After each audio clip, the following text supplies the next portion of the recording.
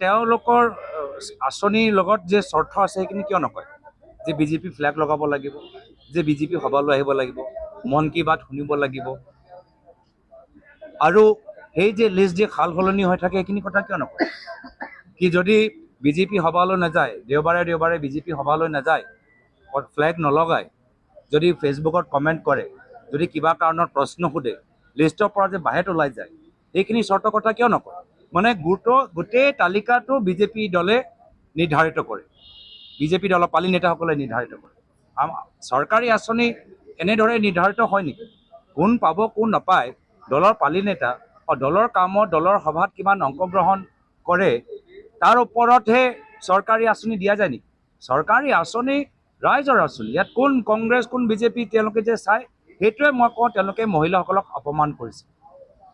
অসমৰ মহিলাসকল যথেষ্ট ব্যস্ত, হাজিৰা কৰিব লাগে, ক'ৰবাত ঘৰত কাম কৰিব লাগে, স্কুলৰ কাম কৰিব লাগে, ল'ৰা ছোৱালীৰ কাম আছে, ঘৰৰ কাম আছে, তাৰ মাজতো এইবোৰ চব পাহৰি বিজেপি যেতিয়া মাতে লগে লগে যাব লাগে, দূৰলৈ যাব লাগে, গোটেই দিনটো তাত ব্যস্ত হয়।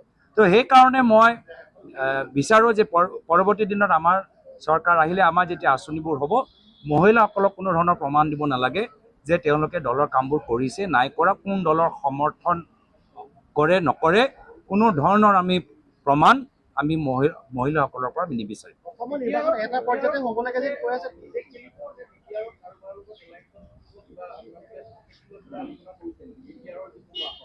আমিতো কাৰোবাৰ লগত বহাটো আপোনালোকে দেখা পোৱা নাই।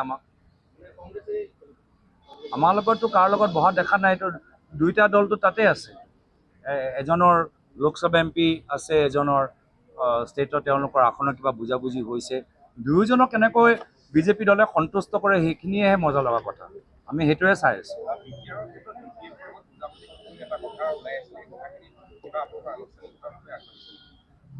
নহয়, ইতিমধ্যে আমি ৰঙানদীৰ পৰা জয়ন্ত খান ডাঙৰীয়া আহিছে, এনেধৰণৰ সেই অলপ কথা বতৰা পৰামৰ্শ চলি আছে।